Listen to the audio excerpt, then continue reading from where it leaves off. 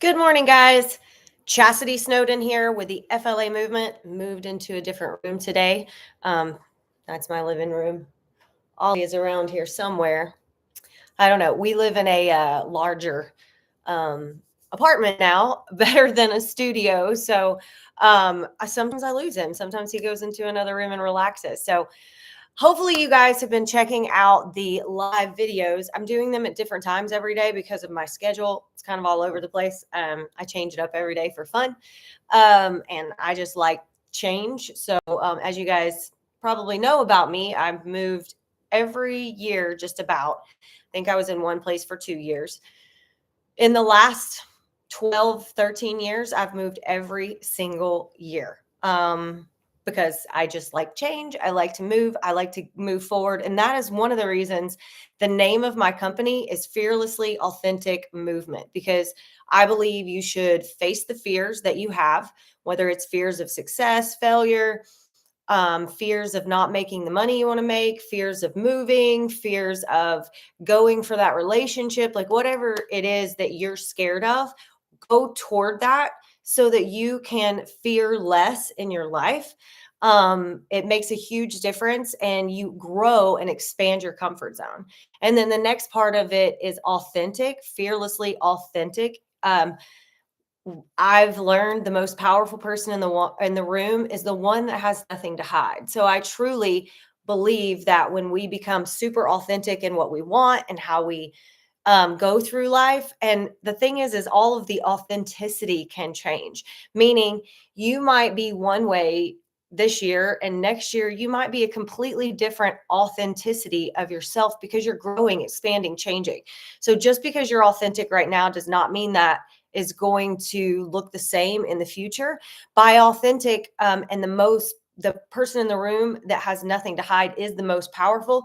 For me, that was, I have like something on my shirt, it's driving me nuts, a little fuzzy. For me, it was expressing the fact that I had eating disorders. I had told people over time that I struggled with eating disorder tendencies, things like that. But I never voiced out loud or told anybody, to be honest, that I was bulimic and I was struggling with using food to cope for 20 years. And finally, when I got super authentic and opened up and started sharing my story, is when it allowed me to let go of everything. So I have fearless tattooed on my side, authentic tattooed here. This says set free for my leaving behind eating disorders.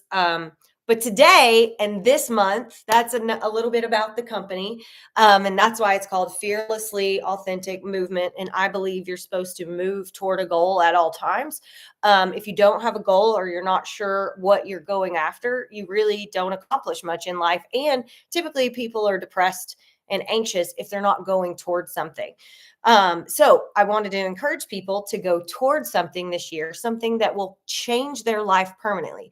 So we're developing permanent lifestyle changes. In month one, we're learning all about logging food. Logging our food before we eat is our goal, not to hit macros. Hey, Ollie, not to do the things that most people do where they stress over it and they're not sure how to log. Take the month just to learn, figure out what you're eating, become aware of the foods, what is in the foods you're eating, protein, carbs, fats, calories.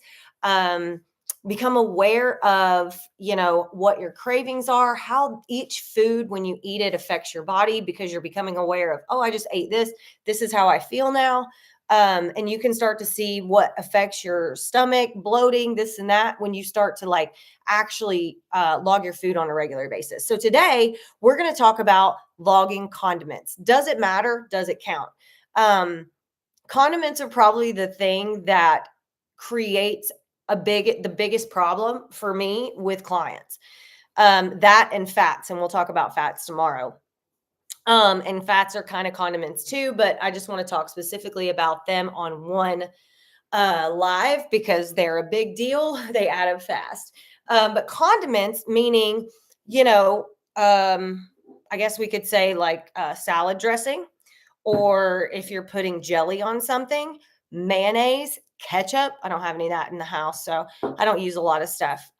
Mayonnaise, ketchup, any kind of thing that you're putting, mustard, anything you're putting on food is going to add up super, super fast if you're not actually weighing it. So a couple different ways you can weigh things. The first thing, let's say you're having toast with jelly on it. Make your toast. You can take a plate, put the plate on the scale, put the toast that's made on the scale, zero that out. So now you're not weighing the toast and you're not weighing the actual plate. However, when you go to do this, sometimes you take the toast off, you put the jelly on, and by the time you get back to this, it's zeroed out. And so now you already have toast with jelly on it, but you're not sure how much the jelly weighs. Couple different, if that happens to you and you're really wanting to be specific, you can put, if you remember what the plate and the toast weighed, you can then weigh it again with the jelly and figure out how much the difference is. The easiest way, and this is how I do everything as far as salad dressing, if I have clients that have peanut butter, because peanut butter is something that will get you big time, especially if you're using tablespoons, guys. Do not measure anything. Always weigh, because 1 tablespoon of peanut butter is typically about a tablespoon and a half when you weigh it, because we never do an even scoop. It just doesn't happen. And all tablespoons are actually not created equal. The way that you weigh condiments, grab your scale, put your jelly on there, push tare or zero, depending on what your scale has. Then that means this is not being weighed at all. Open the jar, scoop out whatever it is that you need. And actually, to be honest, make sure you open the jar first and put it on there, because if you take the jar that off, it'll mess things up. So already have the lid off. Take whatever you need, and as you're scooping the jelly out and just putting it on your toast, you'll have a number come up on here that's a negative number. So negative 14 grams is 1 tablespoon, which is very minimal. It's not that much. So this adds up pretty quick. This is fig jelly. The other thing is, a lot of people don't measure their salad dressing. Now, if you're using ranch and things like that, it will add up so fast. And if you're wanting that dressing to cover every single bit of your salad, it's going to be a lot of dressing, like 4 or 6 tablespoons. And you don't realize that if you have 4 tablespoons and each tablespoon is 10 grams of fat, that's 40 grams of fat. That is a lot of calories. Let's quickly do that math. I don't math in my head.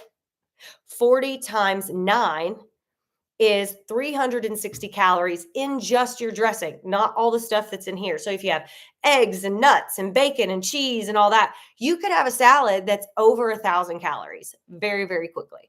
So how do we do this? Same exact way that you would do your other condiments. You can do it a couple different ways. You can take this, put it on here, zero or tare. Then you already have your salad ready. Pour it on your salad, put it back on, and see what the number is of how much you took out. And it will be a number. It will be a negative number. So like this one, 2 tablespoons is 30 grams. And that is a very important thing. Make sure that you look, because most people are like, well, it says tablespoons. They don't see in parentheses that it actually says grams on everything. That's why I always use grams on everything except meat, because most of the time meat is weighed in ounces in America. Not sure why. It's just what it is. But actually, I'm thinking about moving over to grams anyway, because it doesn't really matter how it comes. And just figuring out what the standard of 4 ounces is. 4 ounces equals how many grams, so that I can use grams for everything. The best way for salad dressing that I have found, just to make sure that it's easier, make your salad, stick your whole salad on here, zero it out, push tare. It's a 0. So as you're putting stuff on here, it's going to come up a negative number, or a positive number, actually, this way. Positive number. When you get to that 30 grams, if you only need one serving, stop.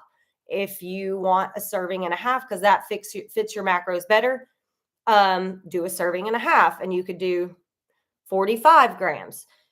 Here's the thing. If you log the food before you eat and you know that you only need 14 grams of this or 45 grams of salad dressing, then you're not like worried about, oh, shoot, I've already got the jelly on my toast and it's over my carbs. I needed like 20 less carbs and I put jelly on there. And now, well, it's already on the toast, so I'm just going to eat it. And there goes the day. Like people get really frustrated when they're trying to meet their macros, and just logging the food before you eat, then weigh what you're eating is going to change everything. It's also going to show you, guys, this is really the reason we do this. One is to reach your goal, to change your body composition, to make sure you have enough nutrients in you to get to your performance goal, health goals, all that stuff. But the point is most of us don't know what a tablespoon, 30 grams, or a tablespoon, 14 grams of this looks like. We have no idea because we've never actually weighed things out to see what it is. And even when you use a tablespoon of something, typically you're like throwing it on the toast or you're putting that on the salad.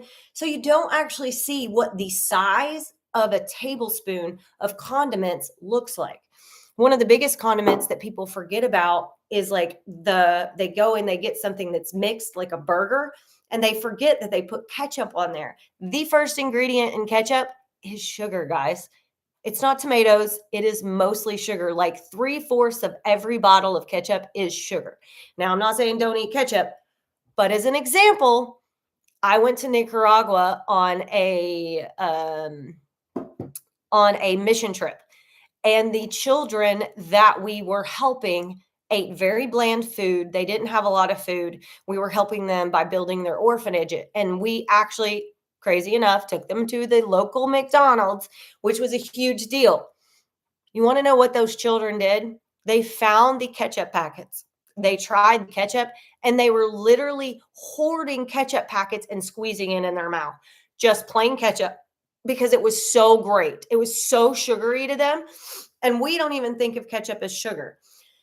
The other one is like mayonnaise. Mayonnaise adds up super fast and people don't think about it being on, oh, I had chicken salad.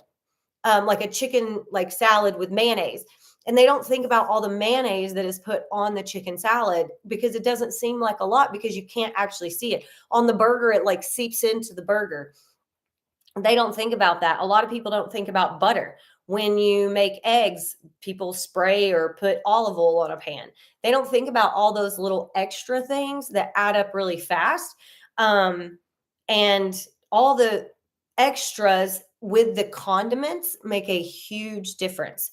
Remember, it takes 500 calorie deficit every day for 1 week in order to lose 1 pound. One. That is a big deficit. If you accidentally do an extra tablespoon of this, that's an extra 50 calories. If you do 2 extra tablespoons, that's an extra 100 calories. If you do an extra tablespoon of peanut butter on accident, that's probably 100 calories. Let's say you have 3 meals and you do that 3 times a day, that potentially could be 300, 350 calories that you are going over your allotted amount and you're not sure that you're going over. And then your body composition is not changing. You think you're doing all the work, but realistically, it's not that you're not doing the work. It's that you're uneducated on how to do the work.